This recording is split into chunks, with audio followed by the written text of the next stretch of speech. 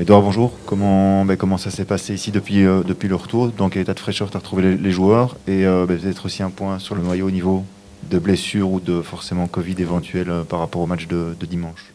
D'abord par rapport au Covid, on attend les tests en cours là maintenant et on aura les résultats de ces tests-là relativement tard ce soir. Donc on saura quoi pour demain matin. Entre-temps, on a testé bah, pour être le plus prudent possible et aussi le plus prévoyant possible. On a nous-mêmes fait des tests rapides ce matin, hier matin aussi, juste pour être certain de pas pas mal gérer la situation en tout cas. Donc on a vraiment essayé d'être le plus prévoyant possible. Maintenant, par rapport au retour de stage, il y a eu un jour de repos en rentrant qui était important pour tous. Ça a permis de souffler, ça a permis de recharger un petit peu en termes de fatigue. Et on a retrouvé tout le groupe dans un bon état d'esprit, un bon état de fraîcheur physique hier. Donc ça nous a donné là 3 jours d'entraînement, hier, aujourd'hui et demain, pour bien préparer ce match important face à Anvers dimanche. Donc, quels étaient les joueurs que tu as retrouvés qui n'étaient pas en stage hier? Tu avais dit que vous les aviez suivis à distance, etc. Donc voilà, est-ce qu'ils étaient là où tu pensais qu'ils seraient, ou bien mieux ou moins bien? Oui, donc Stelios, Andreou et Marco, qu'on a retrouvé du coup mercredi. On a donné une séance spécifique en dehors du club mercredi, juste pour tester un petit peu ouais, leur état physique, voir dans quel état de fraîcheur ils étaient, mais aussi dans quel état physique ils étaient tous les deux. Et ils étaient très bien. Donc que ce soit Marco, que ce soit Stelios, il y a peut-être même le cas de penser que cela leur a peut-être fait du bien d'avoir une semaine en plus de repos et de récupération, surtout après avoir été malades. Ils ont tous les deux quand même eu des symptômes assez prononcés. Donc ces quelques jours en plus étaient peut-être bien bénéfiques. Donc non, tous les deux sont vraiment bien. Et ce jour-là, mercredi, nous a aussi permis de récupérer un peu de charge pour les joueurs qui nous avaient rejoints plus tard. Que ça soit Joris aussi qui est arrivé plus tard. Et puis Stéphane et Jules qui tous les deux aussi avaient repris les entraînements collectifs un peu plus tard dans la semaine de stage. Donc tous ces joueurs-là, je dirais, sont vraiment bien par rapport à ce match de dimanche. J'allais te poser la question par rapport à Stéphane et Jules. A priori, ils sont au jour d'aujourd'hui sélectionnables par rapport à... Sélectionnable, 100% fit, confiant ouais, et très bien tous les deux.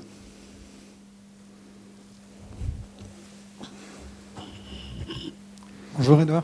Vous aviez rencontré l'équipe de l'Antwerp assez tôt dans le championnat. Est-ce qu'elle a changé depuis? Est-ce qu'elle a eu le temps de bien se former? Quel est ton regard justement sur cette équipe?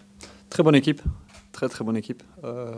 C'est toujours le même coach. Le noyau est quasi identique à ce moment-là. Ils ont peut-être 2 ou 3 joueurs en plus. Mais ils ont quelques joueurs clés là devant qui font la différence de semaine en semaine. Benson a fait peut-être la meilleure saison de sa carrière. Il réussit à être décisif maintenant vraiment au top niveau. Frey a marqué le nombre de buts qu'on connaît. Samata est là aussi. Balikwisha revient tout doucement en forme. Et donc les cartouches offensives qu'ils ont sont top. Leur milieu de terrain est très très bien fourni. Ils ont beaucoup de choix dans différents profils. Et défensivement aussi, ils ont le choix. Donc c'est une de ces équipes dans le championnat. Il y en a 2 ou 3 qui ont chaque poste doublé avec le même niveau de qualité. Que ce soit le premier choix ou le deuxième choix qui joue, peu importe, c'est le même niveau. Donc non, c'est un des plus gros défis d'une saison, aller à l'Antwerp, de par la qualité qu'ils ont, mais aussi parce que c'est un des déplacements les plus difficiles à faire, malgré le fait qu'il n'y aura pas de public. C'est toujours un match en déplacement qui est... Oui, ça représente un beau challenge pour le groupe. Est-ce que dans le contexte avec les incertitudes actuelles, le fait justement, comme tu disais, que tous les postes sont dédoublés avec de la qualité identique, même si les profils sont parfois un peu différents, c'est plus facile de préparer le match? Parce que c'est vrai qu'on peut parfois se demander un peu quel genre d'équipe on va affronter vu les absences potentielles Covid, etc. Est-ce que le fait que ce soit l'Antwerp avec autant de qualité fait que finalement la préparation reste la même? Oui. Oui, le fait aussi que l'Antwerp, son identité de jeu est très claire. Une équipe qui presse, une équipe qui est directe. Et donc, même quand ils ont changé des joueurs en Coupe d'Europe, par exemple, où ils ont parfois changé la moitié de leur équipe d'un match à l'autre, mais l'identité de jeu reste toujours la même. Donc dans ce cas-ci, même s'il s'avère qu'ils ont 10 cas de Covid demain et qu'ils auront toujours 11 titulaires sur le terrain et quelques remplaçants qui sont au même niveau. Donc oui, mais c'est vrai qu'étant donné les circonstances, actuellement, on sait pas trop qui va être disponible, qui ne va pas être disponible. Ça nous oblige à nous concentrer encore plus sur nous-mêmes, d'être conscients de l'identité de l'équipe contre qui on va jouer, que ce soit ici l'Antwerp ou les matchs à venir. Mais franchement, oui, ça nous oblige à se concentrer sur notre plan de jeu, sur notre état de forme, et de ne pas être trop distrait par ce que va faire ou ne va pas faire l'adversaire.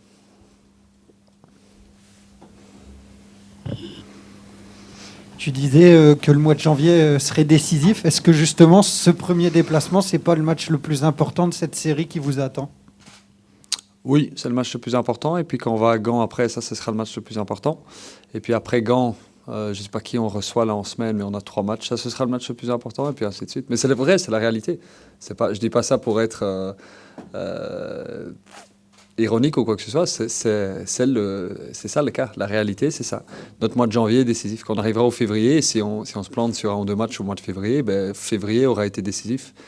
Et c'est cette pression-là qu'on veut générer, parce que tant qu'il y a cette pression-là, ça veut dire qu'on est sur la bonne voie. Une fois qu'il n'y a plus cette pression et qu'il n'y a plus une attente autour de nos résultats,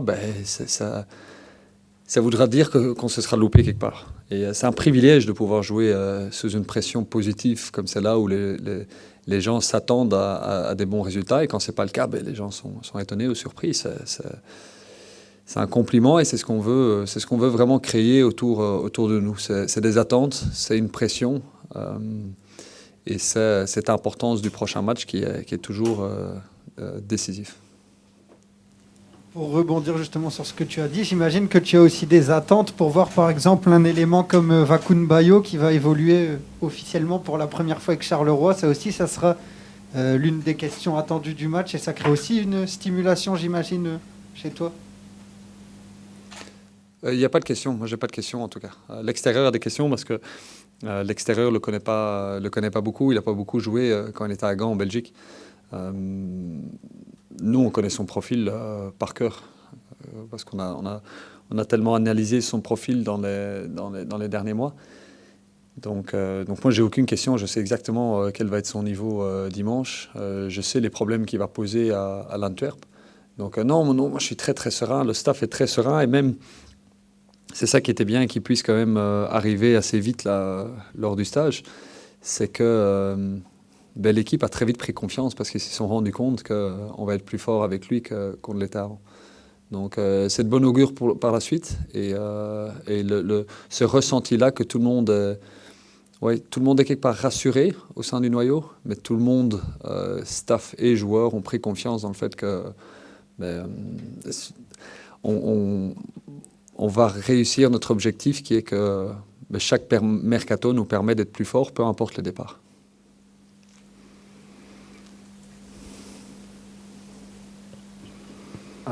Tu parles d'être rassuré. Tu t'as senti au moment du départ de Chamard, aussi au moment où on savait que Hervé serait à la CAN à ce moment-ci, plus Adem qui n'est pas là non plus, que le groupe n'était pas en panique, c'est trop fort, mais qu'il y avait une petite crainte, que tu parles maintenant d'être rassuré?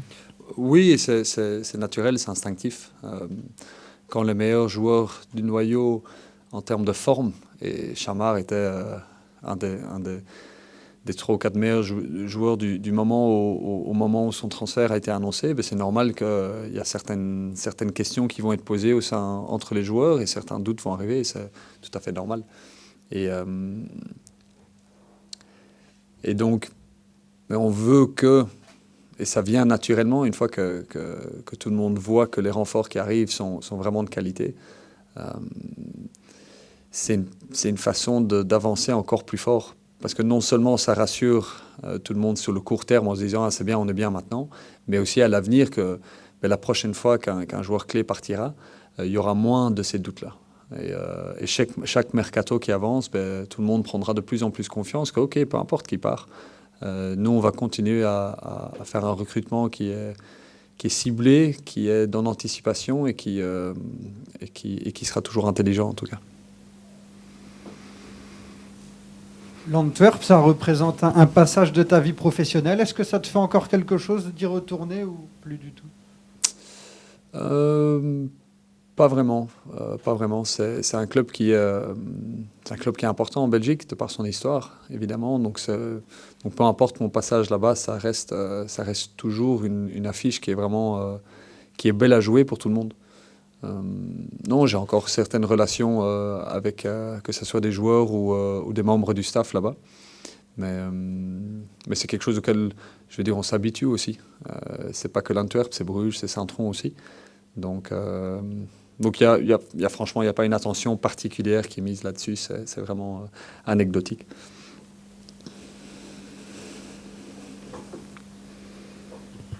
Bonjour, est-ce que c'était important d'avoir ces renforts avant le stage? Oui, très important. Très, très important. Ce que je disais par rapport à travailler au niveau des transferts, que ce soit rentrant ou sortant, mais de façon anticipée, c'est très important parce que ça nous permet de prendre une certaine avance. Parce que quand on sait, avant de partir en stage, qui sont les nouveaux joueurs qui vont être là, ça nous permet alors en stage de commencer à mettre en place les automatismes collectifs qui sont tellement importants pour nous. Notre jeu est un jeu qui est basé sur l'animation collective et sur la force collective qui permet, elle, de mettre en avant les qualités individuelles et les profils individuels qu'on a dans le maillot. Mais c'est une question que le collectif détermine la force individuelle et pas l'inverse. Donc pour ça prend du temps. Et ce temps-là qu'on avait en stage était et le sera encore à l'avenir très très important pour nous. C'est aussi cette raison-là qu'en été, on a mis le stage un peu plus tard que ça ne l'était le cas les saisons précédentes. Et c'est ce qu'on va continuer à faire. C'est d'être certain que dès qu'on sent qu'un transfert sortant est possible, qu'on active les profils qui pourraient être susceptibles de le remplacer et de nous rendre plus forts. Qu'est-ce qu'ils ont déjà apporté pendant ce stage, ces 3 nouveaux renforts? Des nouveaux profils avant tout. Si on prend juste le cas de Chamard et de Bayo, c'est 2 profils qui sont fort différents. Et donc ça, c'est quelque chose de très positif pour le groupe parce que ça va nous permettre de faire évoluer notre animation collective et notre identité à la fois. Parce qu'on ne va pas jouer de façon identique maintenant avec Bayo dans l'équipe. Il va apporter des nouvelles armes à l'équipe. Et ça, c'est super riche parce que ça oblige tout le monde à se remettre en question. Ça va demander des nouveaux réflexes de jeu de tout le monde là, dans le secteur offensif. Mais je suis convaincu qu'il va aussi apporter plus d'impact défensif et plus de stabilité défensive dans l'équipe.